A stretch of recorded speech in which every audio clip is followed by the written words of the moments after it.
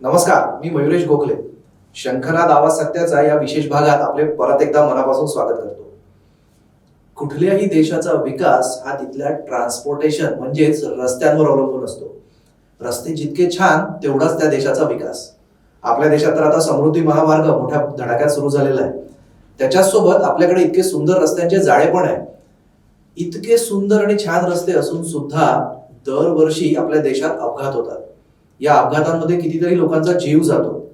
आणि या सगळ्या विषयाला गांभीर्याने घेऊन या विषयावर काम करणारे इबादुल सिद्दीकी सर आज आपल्यासोबत या स्टुडिओत उपस्थित आहेत आणि आपण आज त्यांच्याशी चर्चा करणार आहे रोड सेफ्टी या विषयावर. चला तर आता आपण त्यांना भेटूया. सिद्दीकी सर नमस्कार, आपले स्वागत आहे आमच्या स्टुडिओमध्ये. कसे आहात सर आपण? ठीक हो. सिद्दीकी सर हे चंद्रपूर मधले आहेत आणि जनहितैषी सामाजिक कार्यकर्ता आहेत आणि मागच्या अनेक वर्षापासून रस्ते सुरक्षा या विषयावर ते खूप मोठं काम करतात आहेत. तर आता त्यांच्याकडून आपण थोडीशी माहिती घेऊ, थोडंसं त्यांना जाणून घेऊ.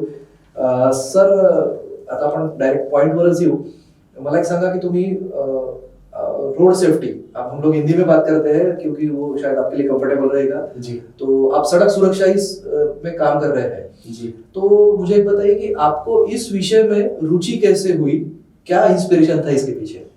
सर मैं मेरे व्यापार के हिसाब से मैं जब सड़क पर चलता था और कई बार मेरे सामने एक्सीडेंट होते थे और कई बार सुनने में भी आता था और बहुत सी अड़चने थी, कहीं गड्ढे दिख रहे, कहीं रोड अनबैलेंस है. तो जब उस परिवार की कंडीशन देखता था तो बहुत एक तरीके से आघात पहुंचता था मुझे कि यार अगर ये रोड पे अगर अच्छी रहती थी रोड, अगर इनका एक्सीडेंट नहीं होता था तो ये परिवार उद्ध्वस्त नहीं होता था. तो मैंने फिर शुरुआत की फॉलोअप करने की. मेरे जिले में जो रोडों की कंडीशन थी, मैं वहाँ के पीडब्ल्यूडी के अधिकारियों को पत्र व्यवहार करता था. फिर वहाँ अगर समझो काम नहीं होते थे तो संबंधित विभाग में पीडब्ल्यूडी मंत्रालय से लेके माननीय सीएम महोदय इनको फॉलोअप करने लगा. लोकल में मैंने ज्यादा भार दिया कि लोकल के अधिकारियों से मिलके और उनको समझा के कि भाई ये इस तरीके से अगर आप रिपेयरिंग करोगे, रोड खराब हो रहे हैं, इनकी वजह से एक्सीडेंट हो रहे हैं. और जब एक्सीडेंट होता है तो वो परिवार पूरा उद्ध्वस्त हो जाता है. उसकी फैमिली को आर्थिक तकलीफ तो पहुंचती है. उस परिवार में कमाने वाला इंसान चला जाता है या समझो अपाहिज हो गया है तो वो कुछ कर नहीं सकता है. किसी के फैमिली में कभी क्या हो जाता है, मियाँ बीवी तो है ही है लेकिन उनके साथ में बच्चे बच्चियां होती हैं, छोटे होते हैं, कभी बड़े होते हैं. अगर छोटा परिवार है, माँ बाप साथ में है तो बहुत ही ज्यादा तकलीफ का सामना करना पड़ता था. तो मुझे ये देख के बहुत ज्यादा आघात होता था. फिर मुझे ऐसा लगा कि यार मैं कहीं तो भी मैं इसके लिए प्रयास करूं. मुझे लगा कि यार लोग तो अपने लिए जीते हैं, मैं चाहता हूं कि चलो मैं अपने लिए जीने के बाद में भी लोगों के लिए जीऊं. तो फिर मैंने शुरुआत की मेरे लोकल से. जहां पर भी मुझे कुछ भी लगा कि यार यहाँ का इश्यू है, यहाँ रोड खराब है, रोड अनबैलेंस है, यहाँ काम होना चाहिए, तो मैं संबंधित विभाग को वहां पत्र व्यवहार करना चालू किया. पहले मैं मेरे जिले में काम किया. मेरे जिले के फिर बाहर मैं निकला. फिर मैं देखा कि यार राष्ट्रीय महामार्ग और स्टेट हाईवे में बहुत ज्यादा प्रमाण में एक्सीडेंट होते हैं और हर साल लाखों लोगों की मौत होती है. 2020 में तो माननीय गडकरी जी का एक सांसद में उन्होंने जवाब दिया था कि 1.5 लाख के ऊपर में तो एक्सीडेंट में मौतें हुई हैं हर साल. हाँ, हर साल. और एक 5-1 लाख के ऊपर में लोग अपाहिज हो जाते हैं और ऐसे 10 लाख किरकोट एक्सीडेंट होते हैं. तो और आघात पहुंचा कि चलो मैं पूरे देश में तो इतना बदलाव आ रहा, माननीय गडकरी जी बहुत अच्छा काम कर रहे हैं, तो चलो मैं भी मेरी जिम्मेदारी निभाता हूँ एक इंसानियत के नाते. तो मैंने फिर फॉलोअप चालू किया. फिर मैंने चंद्रपुर से लेकर नागपुर तक फॉलोअप शुरू किया. फिर मैंने यवतमाल, हमारे यहाँ यवतमाल नजदीक है, फिर वो पड़ोली एक प्लेस पड़ता है चंद्रपुर से, फिर मैंने यवतमाल तक फॉलोअप चालू किया. फिर मुझे और लोकल के लगा, हमारे यहाँ धानोरा एक जगह पड़ती है, वहां आंध्र प्रदेश को रोड जोड़ता है, वो रुका हुआ काम था. उस पे रोड मंजूर हो गई थी. मैंने बहुत पहले 2007-8 में भी उसका फॉलोअप किया था. माननीय उस टाइम में भुजबल साहब थे तो उनके वक्त में भी फॉलोअप किया था कि गड्ढे पड़े हैं, इनका काम होना चाहिए. फिर धीरे धीरे क्या हुआ, अधिकारियों से मैं मिलते गया. अधिकारियों को भी मेरे बारे में समझ आती गई कि नहीं यार ये इंसान तो खुद के लिए नहीं कर रहा, लोगों के लिए कर रहा है. तो फिर अधिकारियों की भी मदद मिलती गई. वाकई में सर आपका बहुत बड़ा काम है और सबसे मेन पार्ट ये है कि कोई व्यक्तिगत स्वार्थ आपका इसमें नहीं है. आप एक इंसानियत के नाते ये सब कर रहे हो तो सही में बहुत बड़ा ये है. लेकिन एक कॉमन मैन करके मतलब हमारे सामने तो इतने छोटे छोटे सवाल रहते हैं कि जैसे कि आपने कहा कि अभी आप नेशनल और स्टेट हाईवे में भी बहुत सारी दिक्कत है. हमारी दिक्कत तो ये है कि नेशनल हाईवे क्या है और स्टेट हाईवे क्या है, मतलब इसमें क्या डिफरेंस होता है, क्या तो एग्जैक्टली क्या है, कैसे पहचाने नेशनल हाईवे क्या है और स्टेट हाईवे क्या है? नेशनल हाईवे का ये है कि जिसमें अभी बहुत सी लेन है, हाँ। बहुत सी लेन बनी है। पहले क्या हो जाता था, छोटे गांव के रोड होते थे, सिंगल ट्रक कोई भी व्हीकल सिंगल जाता था, अप डाउन का एक ही रास्ता था। फिर उसके बाद में 2 लेन का आया सिस्टम, फिर उसके बाद में अभी 4 लेन का आया। जहां से 4 लेन वगैरह शुरुआत होती है वो राष्ट्रीय स्टेट हाईवे होता है। फिर जहां 6 लेन वगैरह होती है वो राष्ट्रीय महामार्ग में कन्वर्ट हो जाता है, 6 हो जाती है। 8 लाइन चल रहा अभी। माननीय गडकरी जी जब से आए तब से तो एक उन्होंने बदलाव इतना ज्यादा ला दिया है कि देश में एक तरीके से विकास की आंधी उन्होंने रोड के माध्यम से लाए हैं। लेकिन राष्ट्रीय महामार्ग और स्टेट हाईवे जो है वो बड़े लेवल में काम है, लेकिन स्थानिक रोडे जो लोकल में रोडे होती हैं आज भी उनमें बदलाव नहीं आया है। होता क्या है, जो भी ठेकेदार काम करता है वो एक तो कच्चा काम करता है, कच्चे काम करने की वजह से वक्त के पहले वो रोडें खराब हो जाती हैं, उनमें बड़े बड़े गड्ढे पड़ जाते हैं और गड्ढे के अलावा अनबैलेंस हो जाती है रोडें, कहीं दब जाती हैं, उनकी मार्किंग बराबर नहीं दिखती है। इसके वजह से ज्यादातर लोग अपघात में मृत्यु होती है या एक्सीडेंट में जो अपाहिज होते हैं और परिवार उद्ध्वस्त होते हैं। जैसे कि आपने अभी कहा कि कच्चा काम किया जाता है या रोड से कोई, तो कई बार हम लोग ये देखते हैं कि एक रास्ता बनता है बहुत अच्छा, उसमें सब मतलब उद्घाटन होता है, बहुत सारा उसका न्यूज आती है और जल्दी वो रास्ता फिर खराब दिखता है, उसमें गड्ढे दिखते हैं। तो इसके पीछे एक कॉमन मैन तो यही सोचेगा कि इसके पीछे करप्शन है। आपको क्या लगता है? नहीं, क्या हो जाता है अभी की जो सिचुएशन है, मैं ब्लेम नहीं करना चाहूंगा, लेकिन है जो ठेकेदार काम करता है, जो आजू बाजू के लोग होते हैं उससे संबंधित होते हैं, जनप्रतिनिधि, वो हर आदमी चाहता कि वहां से मुझे कुछ मिले। और वो ठेकेदार क्या होता है, बांटने में ठेकेदारों का ऐसा कहना कि हमें बहुत कुछ बांटना पड़ता है। तो क्या हो जाता है, जैसे अभी 100 रुपए की चीज बनना है, अब वो 70 या 60 रुपए की चीज बनेगी तो उसमें क्वालिटी भी कम होती है, उसके वजह से भी खराब होते हैं।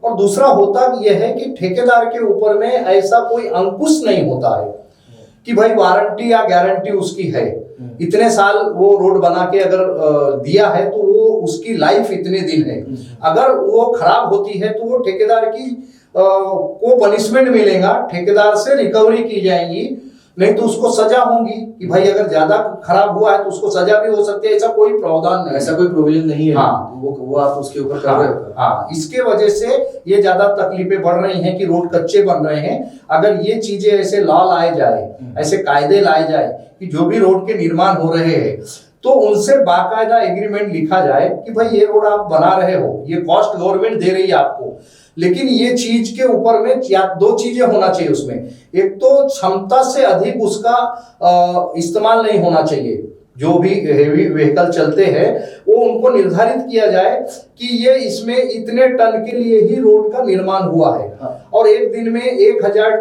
ट्रक अगर जाएंगे और उसकी जगह 5000 ट्रक जाएंगे तो उसमें फर्क पड़ जाएगा। उसको ऐसा एक निर्धारित किया जाए कि भाई ये इतने साल के लिए बनाया गया है, इतने साल के बाद में इसको फिर से रिपेयर करना है। अगर इस तरीके का सख्ती का कायदा आता है तो बहुत सी चीजों पर नियंत्रण हो जाएगा और ठेकेदार से वारंटी या गारंटी जैसा आना चाहिए, एक लॉ आना चाहिए और उसमें अमेंडमेंट करके जो भी है उसको जब टेंडर होता है उस टाइम में वो उस पे एक कॉस्ट लिखनी चाहिए कि भाई ये आप काम कर रहे हो, ये काम इतने दिन, ये आपको इतनी कॉस्ट मिल रही है और इसकी लाइफ इतने दिन की है, उस हिसाब से आपको ये काम करना है। अब जैसे कि हमने देखा कि कई एक्सीडेंट रास्ते पे होते हैं, लाखों लोगों की जान, जैसे कि आपने बताया कि 1.5 लाख लोग मर रहे हैं। ये बहुत सीरियस इशू है अपने देश का कि कई बार नौजवान चले जाते हैं। एग्जैक्टली क्या कारण हो सकता है ये एक्सीडेंट का, मतलब रोड से रिलेटेड, सड़क से रिलेटेड क्या रीजन है ये एक्सीडेंट के?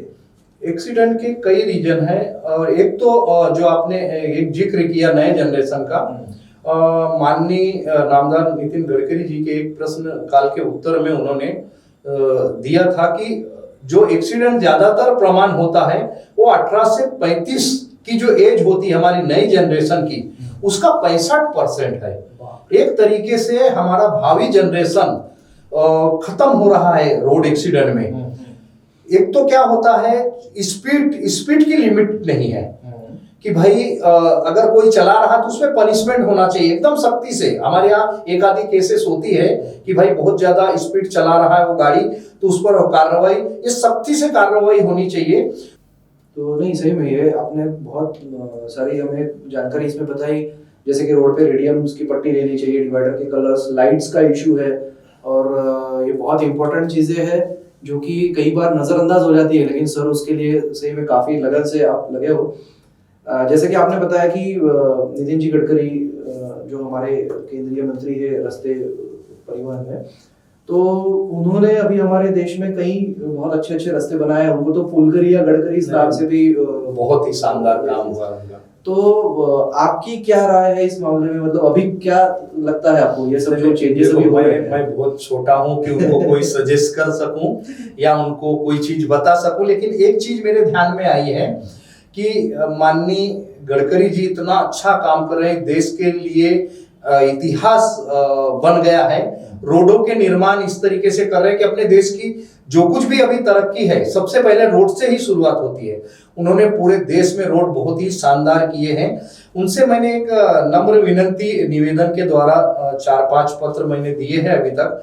मैंने एक विनंती की है कि राष्ट्रीय महामार्ग और स्टेट हाईवे में एक्सीडेंट के अगर प्रमाण हमको कम करना है, ज्यादातर एक्सीडेंट क्या होता है सर, 2 व्हीलर के होते हैं। ज्यादातर जो मौतें होती है 4 व्हीलर में भी होते हैं या ट्रकों के भी होते हैं जिनमें मौतें होती है लोगों की, उससे ज्यादा 2 व्हीलर में होती हैं, क्योंकि खुली होती है और वो क्या हो जाता है 4 व्हीलर के बीच में या बड़े बड़े ट्रालों के बीच में उनको चलना पड़ता है। 2 व्हीलर के लिए सेपरेट कोई लेन नहीं होती है, और जो 1 मीटर की रोड है या समझो थोड़ी सी बड़ी है इस राष्ट्रीय महामार्ग या इसमें, तो वो उतनी नहीं है कि लोग उस पे से ज्यादा सेपरेट चल सके। तो मैं माननीय नामदार नितिन गडकरी जी से एक नम्र निवेदन करूंगा, विनंती है मेरी कि राष्ट्रीय महामार्ग और स्टेट हाईवे में वो पूरे देश में रोडों का जाल बिछा दे रहे हैं और बहुत ही शानदार युगों युगों तक याद किया जाएगा उनका काम। लेकिन एक विनंती उनसे है कि सर, रोड की जो सर्विस लेन है जो 1 मीटर है या 1 मीटर से ज्यादा है, उसको एक निर्धारित किया जाए कि 2 व्हीलर के लिए उसको और बढ़ा के सेपरेट 2 व्हीलर राष्ट्रीय महामार्ग और स्टेट हाईवे में अगर उसी को थोड़ा सा बढ़ा के सेपरेट 2 व्हीलर के लिए लेन बना दी जाए तो सर एक्सीडेंट का प्रमाण बहुत हद तक कम हो सकता है। क्योंकि जब वो 4 व्हीलर के बीच में, हेवी व्हीकल के बीच में 2 व्हीलर वाले जाएंगे नहीं तो उनकी एक्सीडेंट में मौतें नहीं होंगी। जो लोग अपाहिज होते हैं, जो अपनी जान गंवाते हैं, 1.5 लाख के ऊपर में लोगों की मौत होती है, 5 लाख के ऊपर में लोग अपाहिज होते हैं, ऐसे 10 लाख एक्सीडेंट होते हैं छोटे मोटे। इसको बहुत हद तक नियंत्रण हो पाएगा अगर सर्विस रोड को बढ़ा के उसको सेपरेट लेन बना दी जाए। तो ये मेरी विनंती है माननीय गडकरी जी से। आपल्या शंखनाद आवाज सत्याचा या चॅनलचा नेहमी असाच प्रयत्न असतो की आपल्या इंटरव्ह्यूज मधून काहीतरी नवीन लोकांना कळावं, पण आज आपल्याला याच्यातून असं लक्षात येत आहे की यांनी एक खरंच खूप छान कॉन्सेप्ट आता मांडलाय की 2 व्हीलर साठी स्पेशली। तो सर, इस वीडियो के माध्यम से जरूर कंसर्न लोगों तक अपनी बात पहुंचेगी, ऐसा हम कोशिश करेंगे। मुझे एक बात बताइए कि आप कई सालों से इस विषय पर काम कर रहे हैं, तो ऐसी कोई बड़ी उपलब्धि कि आपने उस विषय में संघर्ष किया, आपने उसमें उन संबंधित अधिकारियों से मिले और आज वो रास्ता या आज वो पुल या आज वो चीज बहुत अच्छे से लोग यूज कर रहे हैं? बहुत से काम, मतलब मैं ये नहीं बोलूंगा कि मैंने कर लिया, अधिकारियों का सहयोग मिला, सभी का सहयोग मिला और मैंने उनके ध्यान में लाके दिया जनहित में, लोगों के लिए कि लोगों को हम एक्सीडेंट से बचाएं। हमारे यहाँ चंद्रपुर जिले में वर्धा नदी के 2 पुल ऐसे हैं जिनकी मैंने रिपेयरिंग करवा ली। एक की कॉस्ट 3 करोड़ 10 लाख, एक की कॉस्ट थी 3 करोड़ 70 लाख रुपए, उनकी रिपेयरिंग हो गई, वो आज अच्छे है। तीसरा एक पुल मुंगोली का है, उसके लिए भी मैं फॉलो अप कर रहा था। WCL ने बराबर नहीं काम करने से वो अभी एक पिलर खिसक गया है, वो भी भविष्य में जल्दी हो जाएगा काम। वरोरा से जाम तक का रास्ता 45 किलोमीटर का रास्ता है, जो अप डाउन 90 किलोमीटर का है, उसको WCL के PWD के माध्यम से मैंने फॉलो अप किया सभी जगह मंत्रालय तक और सभी अधिकारियों को। तो वो रोड नूतनीकरण भी उस टोल कंपनी ने कर दिया और उसके बराबर जैसे मार्किंग होना चाहिए नई मार्किंग किया, डिवाइडर में उन्होंने पौधे लगाए, रेडियम पेंट किया, सर्विस रोड का शोल्डर भरा।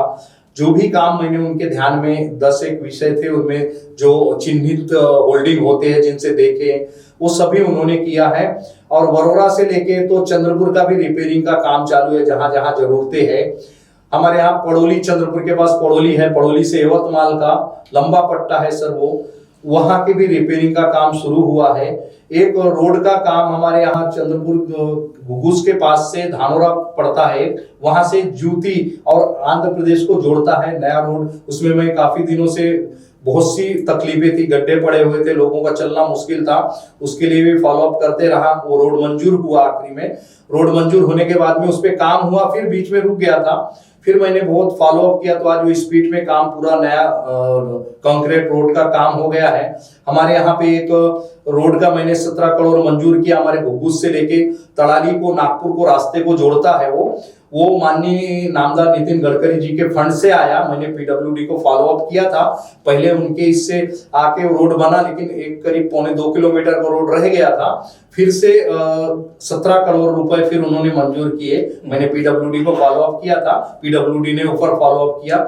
ऐसे बहुत सी जगह के रोडों के काम शुरू है, पुलियों के काम चालू है, रिपेयरिंग के। और भी भविष्य में मेरा इरादा है कि मैं जो नागपुर का जाम से लेके नागपुर NHI में है, इसका भी रिपेयरिंग का काम चालू हुआ है। उन्होंने मुझे इन्फॉर्म किया है मेरे फॉलोअप पे। मैंने यहाँ के रीजनल ऑफिसर, NHI के रीजनल ऑफिसर महोदय को मैंने 12 पत्र दिए, उसका भी रिपेयरिंग का काम चालू है। अभी जाम से लेके आदिलाबाद होते हुए तेलंगाना को जोड़ता है वो रोड के लिए भी रिपेयरिंग के लिए मैंने मांग की थी, वहां पर भी काम चालू है। ऐसे मैं अभी पूरे विदर्भ के 4 जिलों से जाने वाले 975 किलोमीटर के रिपेयरिंग के काम के लिए मैंने प्रयत्न किया। बहुत से जगह चालू है, बहुत से होने वाले हैं, अधिकारियों के पत्र आ रहे हैं, कुछ नए रोड मंजूर हुए हैं, कुछ रुके हुए काम हो गए हैं, और कुछ की रिपेयरिंग चालू है, कुछ के नूतनीकरण हुए हैं। क्या बात है, बहुत बड़ी ये उपलब्धि है हमारे देश के लिए, हमारे लोगों के लिए, कि इनकी वजह से आज बहुत सारे काम शुरू हो गए और होने वाले हैं। और सर सबसे बड़ी बात इसमें ये, मतलब हम लोग सही में बहुत प्राउड फील कर रहे हैं शंकराद के, हम हमारी सारी टीम की, आज आप हमारे यहाँ पे आए और आप बिना किसी व्यक्तिगत स्वार्थ के, मतलब आज ये देखने में बहुत कम मिलता है कि आप इसमें सही में इंसानियत के लिए आप काम क्या होता है सर, मैं सोचता हूँ देश तो मेरा है, ये देश में रहने वाला हर परिवार मेरा परिवार है। सही बात है, क्योंकि आपके कार्य को सही में, मतलब हमारे लिए तो बस हेड्स ऑफ। जब किसी का एक्सीडेंट होता है, जब कोई परिवार उद्ध्वस्त होता है, उस वक्त लगता है कि मेरा परिवार उद्ध्वस्त, और मैं करोड़ों लोगों के लिए इसलिए काम कर रहा हूँ क्योंकि मैं चाहता हूँ कि मैं पैदा तो हुआ हूँ, लेकिन मैं इंसान, मैं ये नहीं बोल रहा हूँ मैं इंसान नहीं हूँ या बाकी लोग इंसान नहीं, मेरी जिम्मेदारी है इस देश के प्रति, इस गांव के प्रति, एक इंसानियत के नाते। और हर एक भारतीय इंसान की जिम्मेदारी है, हर आम आदमी की जिम्मेदारी है कि उसने अपने अपने जगह जितना भी हो सके उसने प्रयास करना चाहिए। अगर हम लोग सब मिलके प्रयास करेंगे तो बहुत से काम ऐसे ही हो जाएंगे। हमको ध्यान में लाके देने की आवश्यकता है, प्रयत्न करने की आवश्यकता है। हमारी जिम्मेदारी है कि हमने अपने कर्तव्य का निर्वाह करना चाहिए। अपना जो कुछ भी है करके, हमारा जो भी कोई सर्विस करता है, कोई व्यापार करता है, अपने परिवार को रख रखाव करके, उसको पालन पोषण करके, देश के प्रति भी हमारी भावना और जिम्मेदारी है। क्योंकि अगर इस देश के नागरिक है तो हमारा कुछ कर्तव्य है, और कोई मुझे आके बताएगा कि मैं ये करूं, ये जरूरी नहीं है। बराबर नहीं, सही में, मतलब ये सब सुन के मुझे ऐसा लग रहा है कि इस वीडियो के माध्यम से हमारे सारे दर्शकों को मैं बताना चाहूंगा कि अगर आपको भी ऐसे कुछ लगता है कि यहाँ कुछ करना चाहिए या यहाँ कोई प्रॉब्लम है, तो आप जरूर हमारे कमेंट बॉक्स में आप डाल सकते हो, जिसकी वजह से ये बातें बाहर आएगी कि हाँ, यहाँ कुछ हम लोग एक प्रयास कर सकते हैं कुछ अच्छा करने के लिए। सिद्दीकी सर, आप हमारे स्टूडियो में आए, हमें बहुत सारी जानकारी दी और इतना कुछ आपने हमें बताया कि हम लोग खुद अभी इंस्पायर हो गए कि सही में ये विषय है जिसपे सोच सकते हैं। आप यहाँ पे आए, हमें इतना समय दिया आपने, उसके लिए आपके बहुत बहुत धन्यवाद। थँक्यू, धन्यवाद। आपल्या देशाच्या भविष्यासाठी दूरगामी परिणाम होणारं असं काम सिद्दीकी सर करतायत आणि शंखनाद आवाज सत्याच्या या माध्यमातून आम्हाला खरंच आज आनंद होतोय की आम्ही आमच्या दर्शकांपर्यंत हे सगळं पोहोचवू शकतोय। नक्कीच तुम्ही आमच्या व्हिडिओवर कमेंट करा आणि तुम्हाला जर काही सुचवायचे असेल तर आम्हाला नक्की सांगा। आम्ही पुन्हा अशा पर्सनॅलिटीला घेऊन तुमच्या समोर येत राहू। तुम्ही बघत राहा शंखनाद आवाज सत्याचा। धन्यवाद।